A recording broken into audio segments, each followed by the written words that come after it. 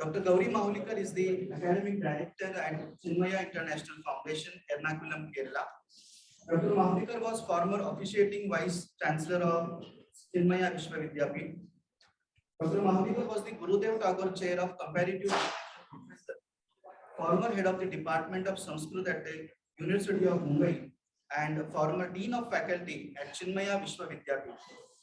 She holds a doctorate in Sanskrit on Vedic elements in Puranic mantras and rituals. An author who has published 8 books and over 100 research articles in English, Marathi, Hindi, and Sanskrit. Mahulikar was mentored several doctoral students, 18 of whom have successfully earned their doctorates. She was instrumental in launching courses in manuscriptology, literature, and mysticism in the Department of Sanskrit. And she has coordinated a UGC-funded project on digital preservation of palm leaf manuscript during 2010 to 2015. She was instrumental in raising funds for the construction of the Ramakrishna Bajaj Sanskrit Bhavan on the Kalina campus of Mumbai University. Dr. Mahulikar was awarded the Minchi Limji Gold Medal for her dissertation on ancient Greek dramas and Bharata's Natya Shastra from Mumbai University. Some of the many awards that Dr. Mahulikar has been awarded are the Ramakrishna Award by Canadian Foundation for the propagation of Sanskrit in 2003. Guru Gaurav Puraskar by Kalasadan, Mumbai in 2011. Kavi Kulaguru Kalidas Sanskrit Sadhana Puraskar by Maharashtra government in 2013.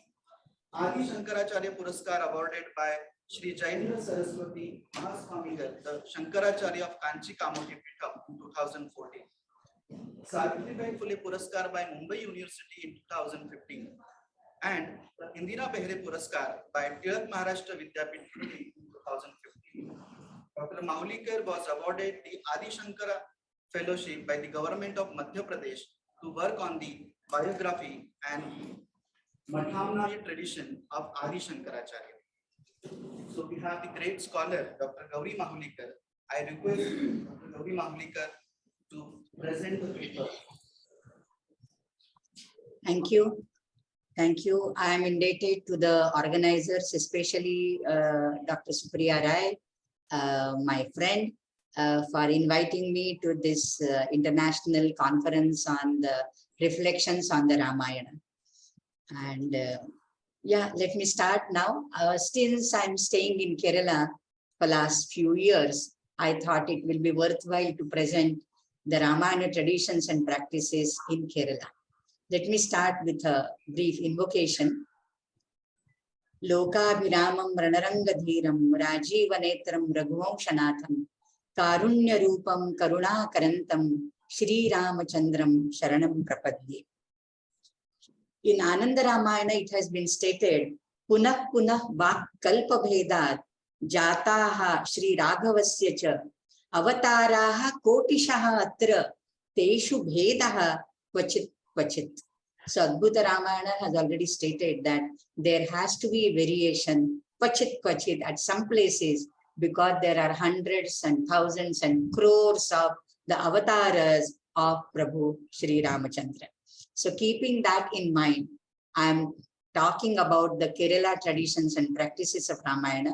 And the paper, for the easy understanding, has been split into 4 main areas, 4 main sections. That is, one is the Karkatakam month, and that is the Ramayana Masam and Ramayana, of course. Then Nalambalam and the other Rama temples. The third is the Ramayana through art and dance, music, etc. And the fourth is Ramayana through the written and the oral tradition. So let me start with the Karkataka Masa. Karkataka or Karkataka, the T and D in Kerala, they are pronounced in a similar manner. This is the last month of the year according to the Kollam calendar of Kerala. And next month is the Chingam Masa, which is the New Year Masa. So Karkataka Masa is especially known as Ramayana Masa because at every household, the Ramayana is recited, Ramayana is chanted. Not only it is restricted to the households, but all the great temples, be it Vishnu temple or Shiva temple or Ayyappa temple, the Rama Sankirtana is going on. You put on a Rama's image or a vigraha, put a vilakku, a lamp, and just go on chanting Ramayana. That Ramayana is Adhyatma Ramayana of Ramanujan Edutachan and not the Valmiki Ramayana. So this is a very favorite practice of Karkadakam. Karkadaka Masam falls in the monsoon season. Kerala has heavy monsoons. It comes normally in July in the Gregorian calendar. And when the rains are incessant and heavy, and therefore, the body, mind and soul are a little bit, like gloomy, because nowhere to turn and nowhere to look because it's pouring down like cats and dogs. So people are little low, and Karkadaka Masa is supposed to be a rejuvenating month. The body, mind and spirit of the people. So the body and mind, for rejuvenating that, it is normally the Ayurvedic treatment they undergo, and especially the Ayurvedic kanji. It's a kind of a rice gruel which they take. So there are a lot of Kerala Ayurvedic treatments going on in the Karkadaka Masam for the medicines and the healing treatments, etc. And this Karkadaka kanji is also very famous. And this is also known as in Tamil Nadu also, the neighboring state. This month is called as Adi month. And this is a month of a casting of all the old things. And therefore, mostly the shopkeepers in Kerala and Tamil Nadu, I mean, this is a practical impact of the tradition, you see. Monsoon sales, wherein, they sell out all their old products, maybe sometimes at 50% discount they give. And normally, I tell you, in Kerala, Onam, which comes in August, September, is the famous festival, 4-5 days, Tiruvonam. All their shopping in the Karkadaka Masam when there are bumper sales. So that is an socio-economic culture of Kerala and even Tamil Nadu, where they call it as Adi month. Now in Karkataka Masa, Bali, Karkataka Vau on the Amavasya, this is Karutta Vau, they do Bali, that the Pitrutarpana, and it is more auspicious to give this Bali to the ancestors. And it is something like the Mahalaya Shraddha Paksha or the Pitrupinda Shraddha, which normally is done in the Bhadrapada, Krishna Paksha, right? So in the other states of India, it is Bhadrapada, but here they do it in Karkataka Masa. And that too, they do it in the Tirubali Mahadeva temple here nearby in Piravam. And then there is a story, that Rama Lakshmana, while they were in the Vanavasa, they heard of Dasharatha's demise. Now there is a discrepancy. Okay, Valmiki Ramayana says that when Dasharatha's demise, this news came, Ram and Lakshmana were near Chitrakuta, not even in Dandakaranya. They were in Bharadwaja's ashrama. But here the local history tells us that this Tirubali Mahadeva temple, it is the Agniswarupa, the third eye, the Agniswarupa of Mahadeva.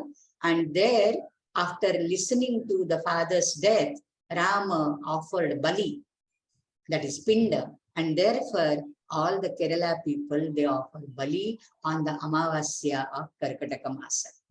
So that is how Ramayana gets connected with this Karkataka Masam or Ramayana Masam.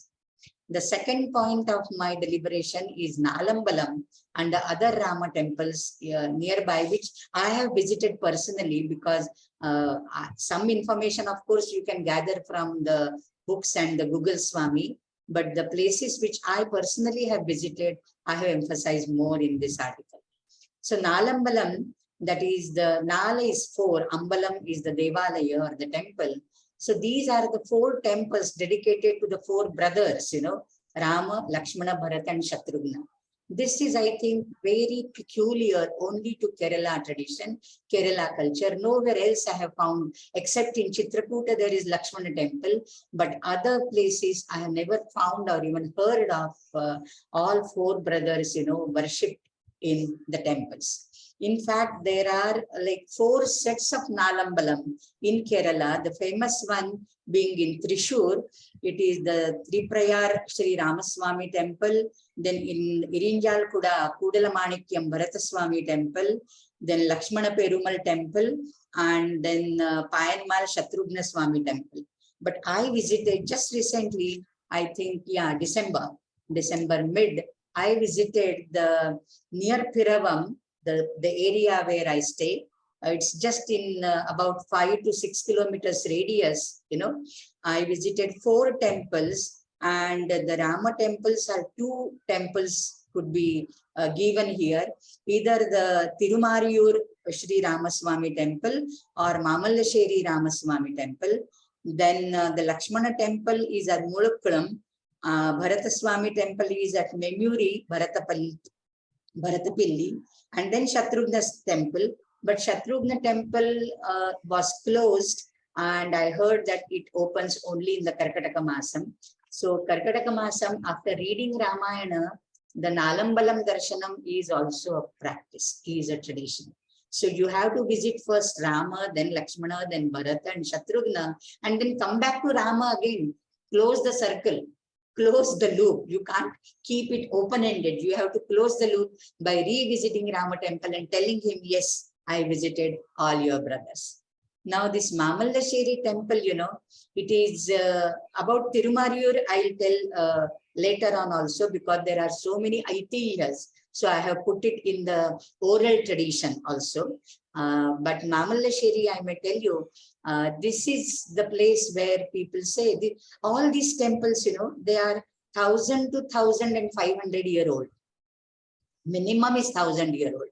And Mamallasheri is the place where Rama is supposedly have killed Maricha, who came in the form of a golden deer. And Sita asked, you all know the story.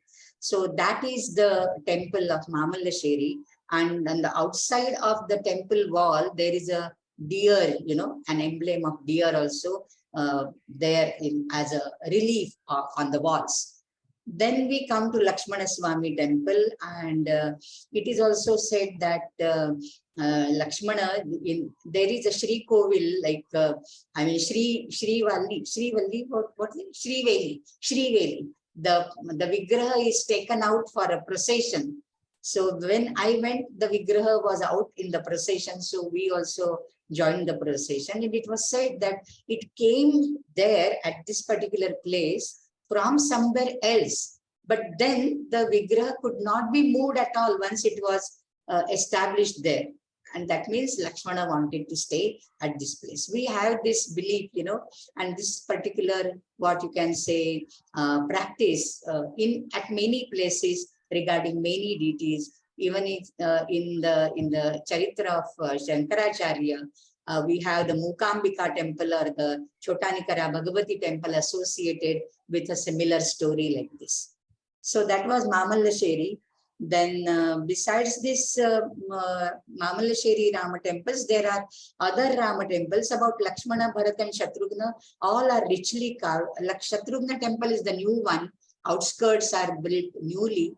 And the Bharata temple and Lakshmana Swami temple have very intricate murals and very good carvings, wooden carvings on the ceilings, the Sahasradala Kamala and all. In fact, I had written a Facebook post immediately after I visited these 4 temples in December. So I'm not talking more about that, because more information you can get from those blogs as well. Now, other Rama temples, I happen to be in Kadavallur in say, I think August or September, September or October. And Kadavallur Rama temple is again a very beautiful temple, known for its beautiful wooden bracket figures on the walls. But what is special about it is, there was a tradition And it continues even now. There is a tradition of more than 100 years of chanting Vedas. And if you know, there are 4 mathams in Trishur established by the 4 disciples of Shankaracharya, Padmanabha, Padmapadacharya, Totakacharya, Hastamalaka and Sureshwaracharya. And there was a competition held between the Brahmaswam Matham and the Naduvila Matham, you know, the other Matham, etc. regarding the Vedic chanting. And that was pre-independence era. It was continued as a practice. Unfortunately, after 1947, after getting the independence, it got halted for 10-15 years. And then again now it has been started. And along with that, Vedic competition, Vedic recitation competition, now there is an academic area also attached to that. Academic conference is also held, and that is called Anyonyam. And scholars, Vedic scholars from all over India, they come and present papers in that Anyonyam Parishad. So I happened to present a keynote there, and that is how I visited the Kadavallur Rama temple, very beautiful Rama temple. Then again in Kottayam, I went once, you know, just next district to Ernakulam, and there is a Rama temple more than 1,500 years old, having beautiful Ananta Shayana relief, you know, on the walls. And then Tirumarur Rama temple near Piravam, situated amidst the lush green paddy fields, is, you know, is very unique because it resonates, as the name suggests. I'll talk about the names little later. So in the 4th point, which is the oral history as well, written and oral history. So now let me turn to the 3rd point, that is the performing arts and the murals, etc. So recitation and discussion in temples and elsewhere paved the ground evidently for the performing arts by building up an eager audience. So theatre arts in the medieval period are seen to respond to the literary compositions in every region. They differ from region to region. Bhasa's dramas, for example, I was fortunate to view Pratima staged by Dr. Prasad Bude and Ananya. It was a wonderful show. Bhasa's dramas based on Ramayana, especially Pratima and Abhisheka, and along with that, Shakti Bhadra's Ashcharya Chudamani, they are commonly used for staging in the theatres. The more elaborate play acting is Kutiyattam. Kutiyattam is not like in Kannada also you say Kudi ba. That means come together. So it is performed not by a single person, but more than 2 people. So the Kutiyattam performed according to Bharata's Natya Shastra was introduced in Kerala right from the 9th century. And a unique performance on the famous 5 epic women who are popularly known as Panchakanya, Panchakamna Smaren Nityam. So Panchakanya, Ahalya, Draupadi, Sita, Tara and Mandodari. That is also popularly performed by especially Usha Nangyar, an acclaimed Kutiyattam dancer. And she is very innovative because she introduces the current topics like feminism also, you know, while deliberating and while performing on these 5 women. A popularized version of Kutiyattam is Kathakali dance drama, which started its career in Rāmāyaṇa. Attam is a play. So it's a Rama play or Rama Krida. And these are similar words in Kannada, Telugu and Malayalam. And this Rama ballet in the 2nd half of the 17th century, 8 musical plays composed by a king served as text for this new form of dance drama. And Kamban's Ramayana was very profusely used here, along with Ramacharita. And there are some similarities with Kakavin Ramayana. I'm so happy that today chairperson for this session is Chirapat Prapandavidya, whom I know from Silpakon University. I have met him 2-3 times in Mumbai and other places, especially in Mumbai in our own department, University of Mumbai. And he can endorse this, you know. There are many similarities between Kakavin, this mask play, you know, the puppet shows or the mask play, and the Kathakali. So many things are commonly used, like the corn in Kakavin, the mask, the movements, the music, all are alike. And the emphasis is more on Veera Rasa rather than any other rasa, because it is very popularly enacted and performed in a very vibrant, dynamic spirit. And even in the matter of recitation, the traditional reciter of Kakavin in the island of Bali is seen to employ a stylized sing-song manner, not very different from what the reciter in Kutiyattam of Kerala adopts. Now, this has been observed by K. Krishnamurti in his critical inventory of the Ramayanas. Tullal is another one-man dance drama. Kutiyattam is not one man. Tullal is one-man dance drama initiated and brought to perfection in the middle of the 18th century by Kunchan Nampiyar. And he is supposed to have composed, 8 tales in verse form and in Pathakam, another temple art in which the story is narrated in prose. So some poetry form, some prose form in Pathakam style or in this poetry style. Then mention must be made of the shadow play, which is confined to a few Kali temples now, in especially the Palghat district. In this shadow of the leather puppets representing characters in the Ramayana are projected on a screen, and the story is narrated by the chief performer and his assistant in the form of dialogues. The story of Rama has been adapted for presentation on the modern Malayalam stage. The translation of Bhuvabhuti's Uttara Ramacharitam by Manityar was staged to packed houses many times in the 19th century. The Rama theme is also reflected in the graphic arts of Kerala, especially the murals. A historic palace in Cochin contains a series of mural paintings describing the story of Rama. Selected episodes from Ramayana have been sculpted in wood in the temples of Rama at Triprayar, which is the main Ramaswamy temple of the Nalambalam in Thrissur district. The temple of Rama to visit in the first week, first of December,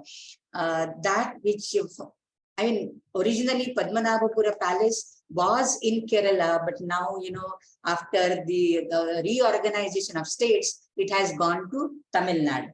So there we have 40 panels in wood about the Ramayana.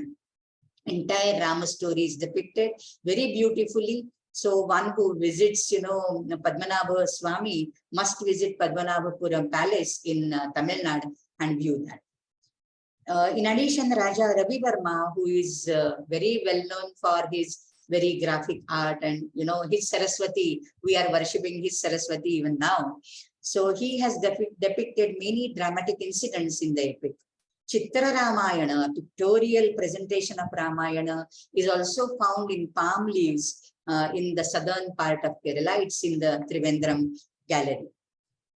Then I come to the fourth point, that is the fourth and the last point, which is written and the oral traditions. One of the earliest written works in Malayalam is the Ramacharitam of Chiramakavi, who, according to poet Ullura S. Parameshwara Iyer, was the Varma dynasty king Sri Veera Rama, a king of Travancore who ruled from 1195 to 1208. It is the oldest Malayalam book, by the way, and a free rendering of the Yuddha Kanda of the Valmiki Ramayana in 1815 poems. So this is the oldest book in the versical form. The work is composed in the grand epic style and is replete with devotion to Sri Rama. And then there is Rama Panitkar wrote a Kannasa Ramayana, which belongs to the early 15th century.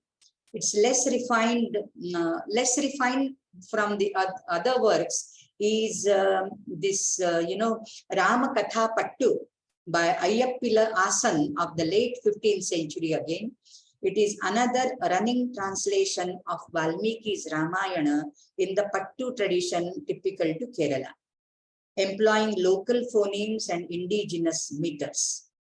And occupying a central place, of course, in all the works on Ramayana is the Malayalam, who is called the father of Malayalam literature, that is T. Ramanujan Elutachan, and his Adhyatma Ramayana, composed in the middle of the 16th century. It is based, as the name shows, on the Adhyatma Ramayana found in the Brahmanda Purana. But people here, they don't read the Sanskrit Adhyatma Ramayana from Brahmanda. They all recite the Elutachan's Adhyatma Ramayana. It may be inferior, to Valmiki Ramayana in certain respect, but yet it is very, very popular, especially because it advocates the Advaita Vedanta, which is typically, originated from Kerala, from Adi Shankaracharya, the land here only. And therefore it is very popular, Vedanta, and amalgamated with Bhakti, of course. And about 1 century after Elutachan, there is Kevalavarma Raju of Kottayam, who translated Valmiki's Ramayana in Malayalam. In more recent times, poet Vallathol has given a verse-to-verse translation of the great epic. The story of Rama has been a theme of a number of Mahakavyas in Malayalam, like Ramachandra Vilasam of Padmanabha Kurup, A. Padmanabha Kurup, set the trend for this type of composition. Rama epics from several languages other than Sanskrit have also been translated or adapted into Malayalam. Of these, special mention may be made of the versified translation of Kamban's classic from Tamil by Dr. S.K. Nair and Tulsidasa's Ramacharitamanasa by Sri V. Gopala Kurup. I mean, these two are greatest contributions, bringing Ramakatha from other regional languages to Malayalam. Other than that, Mapilla Ramayana is prevalent in the Muslims of North Kerala, and it is composed of Mapillapattu, the musical form typical to Muslim culture. And Dr. Aziz will be presenting, I heard, and I also had one chat with him, and I saw through his the book, which he had mentioned. So the many Ramayanas, or the many versions of Ramayanas in especially Kerala, the Muslim Ramayanas. Then another, after this Muslim Ramayana, I think I should be ending up in 5 minutes more, and I will close my thing. Storytelling, Akhyana or Harikathe, is the most direct form of transmission of the literary as well as the devotional element in Ramayana. And this tradition has a direct link with the temple tradition of Kerala, of not only Kerala, of entire India, following the royal edicts making it an integral part of daily ritual to recite passages from Ramayana. This is again from the critical inventory of the Ramayanas. From ancient times, textual and oral narratives coexisted side by side, influencing each other and sometimes supporting each other. Oral narratives obviously have the local flavor, the local language, the local customs, and some geographical details. Now I come to the oral tradition and practice of this Tirumariyur Rama temple. I visited it 2-3 times. It's very nearby. So this is in the same panchayat as Edakattuvayal, in which we also belong to, town. So it's a beautifully sculptured ancient temple and situated in a tiny land flanked by lush green paddy fields. It is believed that Adi Shankara composed the Rama Bhujanga Stotra in praise of this Rama. And this, he said in the Falashruti, he mentions one verse, and I quote, Bhujanga Prayatam Param Veda Saram Muda Ramachandrasya Bhaktyacha Nityam Pathan Santatam Chintayan Swantarange Sa Eva Swayam Ramachandraha Sadhanyaha. So here, he has portrayed this Rama, he has conceived of this Rama as Veda Sara. And interestingly, linguistically also, Thiru is Shri, that is Lakshmi, which is holy. Marai in Tamil means Veda, and Uru is a place. So this is a holy place of Veda. So Rama is supposedly to be in the Vigraha of Veda Swarupa. So he is Veda Swarupa Ram. There are other linguistic details combined with this Tiru Marayura. Okay, Mara, again, it has that Marai is Veda was one meaning, and another meaning of Marai is like, the hiding place, and yeah, in traditional language, hiding place is called Marai. So Bhagavan Shri Rama hid under a tree and killed Vali here. So this is the place of Vali Vadha, and therefore the bhava of the god, the vigraha of the god, is attempting to kill Vali. So Vali Vadha is associated with this place. Another interesting thing is, the word in Malayalam for disappearing is Mariyukku, and Tiru is related to God and Uru is place. So this again, is related because this is very near that Mavallasheri temple, which I was saying that it is associated with killing of the Maricha in the form of a golden deer. The deer disappeared. And where did it appear? So it disappeared from this place, and Rama could kill that deer at Mavallasheri place. So this Mariyukku is disappearing, and this is related to the god. This is related to Maricha disappearing in the form of golden deer and appearing at that place, Mavallasheri, which is hardly 3 kilometers away from this. And then Uru is, of course, a place. So this is a place where Maricha disappeared. This is a place where Rama hid behind a tree and killed Vali. This is a place where Marai, that is Veda, is, incarnated as Rama. So there are too many etymologies, linguistic approaches to Tirumariyur temple. The oral or folk versions of songs of Pattu have improvisations and deviations from the original, mostly highlighting specific instances only. There is also a whole range of performed Ramayanas like Ramalila, Ramanattam, Kathakali, mask plays, puppet plays, shadow plays, other folk dance and drama forms. Besides, there are paintings, sculptures, bas-reliefs, inscriptions, and traditional hand-woven designs of all which provide different visual interpretations to Rama's story. Aravindan, the famous filmmaker of Kerala, has made a great film called Kanchana Sita, where Rama is depicted as a tribal and Sita is represented as nature or Prakriti. So this again is going back to Valmiki Ramayana, where Sita is found as, Daritryaha Putri. Now to conclude this, I have a few remarks on this. It's not just a poem, but the cultural stream of India. It is recited, narrated, performed, retold as a source of moral behavior and ideal relationships, because Ramayana is more of a Niti Shastra, whereas Mahabharata, we say it's a Samaj Shastra. Indians have the tradition of connecting ancient temples to either the Ramayana or the Mahabharata. Now, news of Dasharatha's demise is heard by Rama in Chitrakuta when Bharata came to meet him, and he offered Pinda to the father on the banks of Mandakini, according to Valmiki Ramayana. I have quoted the numbers. However, in Kerala, we have the Tirubali happening, here in the land of Kerala. Again, Jatayu Tirtha, one of the famous places and recently evolving as a tourist spot in the Kollam district of Kerala, is said to be the place of the meeting of Rama, Lakshmana and Jatayu.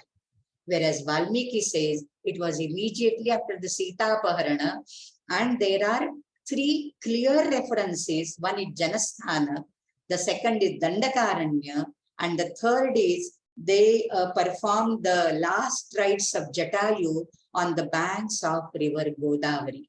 So it can't be in Kerala, but this is our tradition, this is a practice. Whatever is ancient, whatever is sacred, we associate that with either Ramayana or Mahabharata.